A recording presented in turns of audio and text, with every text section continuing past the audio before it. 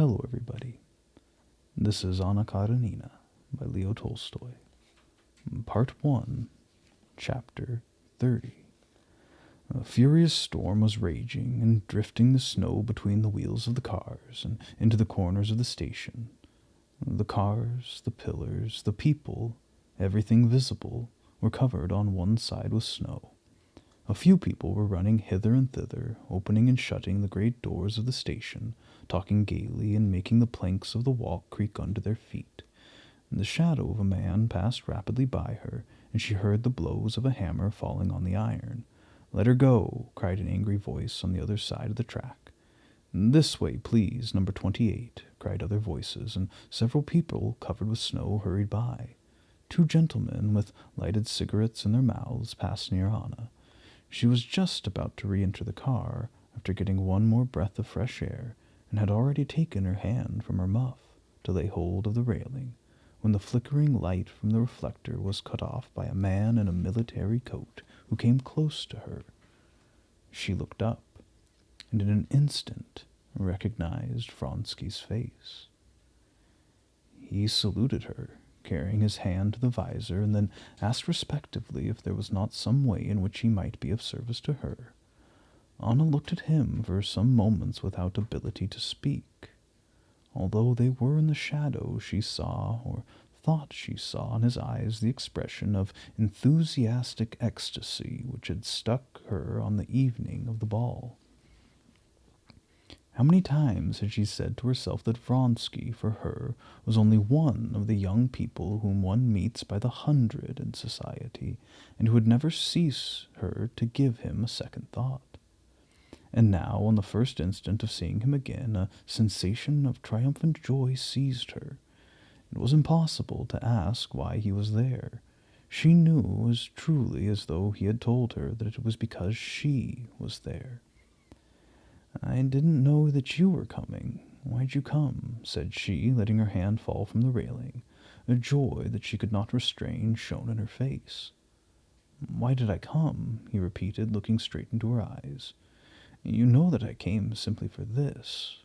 To be where you are," he said. "I could not do otherwise."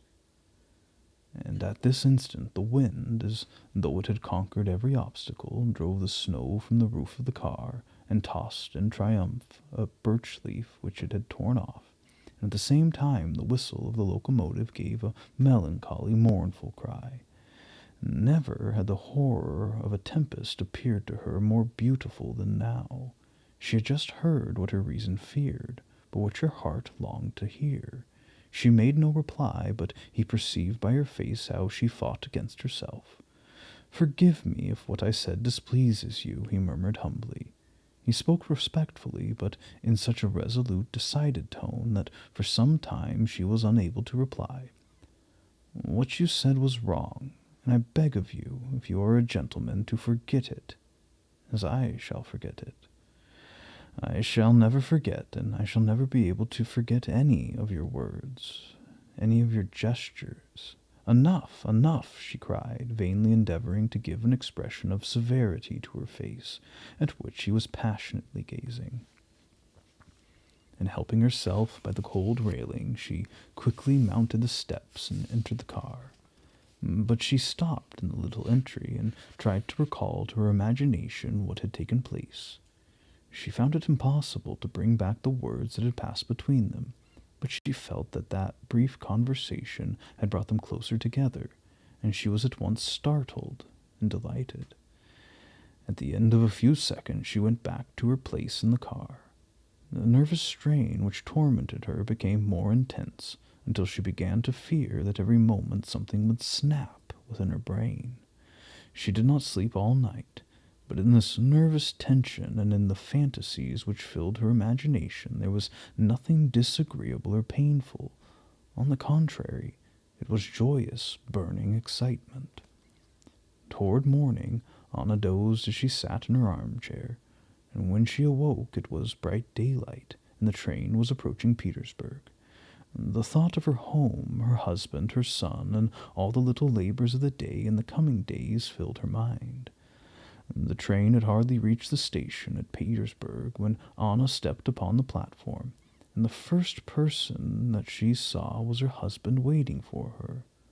"Ach, Bože moi, why are his ears so long?" she thought, as she looked at his reserved but distinguished face, and was struck by the lobes of his ears protruding from under the lappets of his round cap.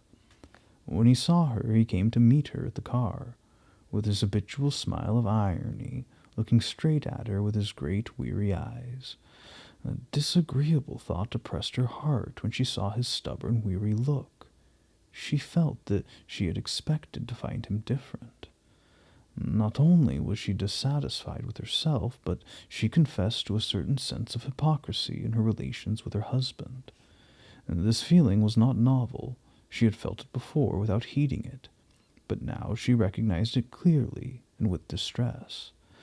"Da, you see, I'm a tender husband, tender as the first year of our marriage. I was burning with desire to see you," said he, in his slow, deliberate voice, with the light tone of raillery that he generally used in speaking to her, a tone of ridicule, as if anyone could speak as he had done. "Is Seroja well?" she demanded.